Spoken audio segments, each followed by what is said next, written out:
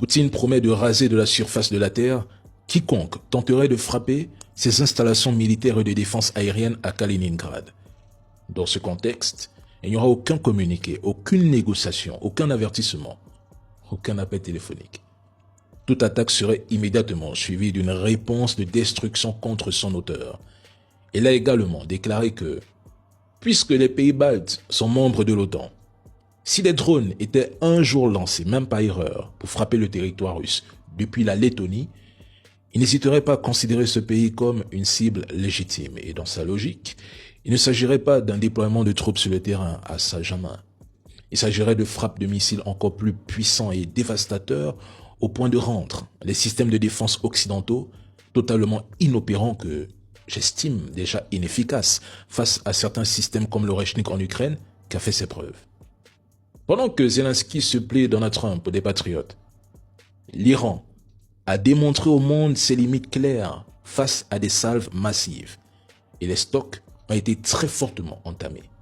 Ils sont aussi moqués des pays européens qui affirment se préparer à une guerre contre la Russie, qu'ils présentent comme une menace existentielle à leur population. Ils estiment que ces narratifs sont répétés en boucle pour justifier des dépenses supplémentaires dont la destination reste encore floue.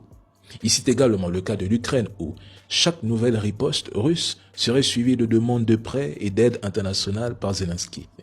Même concernant l'attaque du drone en Roumanie, il dit ne pas comprendre comment un drone aurait pu atteindre la Roumanie, pays membre de l'OTAN, censé intercepter toute menace. Il affirme qu'aucune enquête claire n'a été établie à ce jour, pendant que certains ont immédiatement attribué cet incident à la Russie, alors qu'il s'agit, selon lui, d'un drone ukrainien.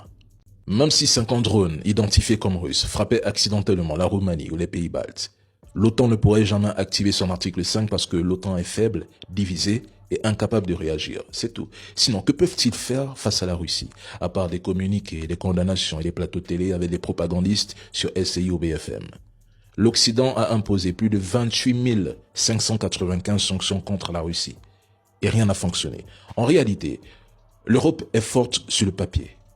Beaucoup de pays européens ont sous-investi pendant des décennies. Ils dépendent massivement du renseignement américain, du transport stratégique américain et des munitions américaines. Ils ne peuvent pas se défendre seuls. Il y a des divisions politiques énormes. On en arrive à un point où même le ravitaillement en vol ne peut pas se faire sans les avions ravitailleurs américains. Sans ça, les chasseurs européens disposent d'une autonomie limitée pour les missions longues. Vous avez affaire ici à des pays qui ne tiendront pas 2 semaines, peut-être une, dans une guerre de haute intensité.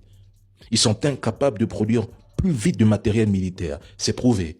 Ils te fabriquent en 1 an la quantité d'obus que la Russie te fabrique en 1 mois. La guerre en Ukraine les a vidés et même dévoilés. L'OTAN sans les États-Unis est un cauchemar pour l'Europe. Et les États-Unis n'iraient jamais jusqu'à mener une guerre en Europe contre la Russie. Surtout pour les Européens. Washington doit déjà rattraper le retard qu'il accumule face à la Chine.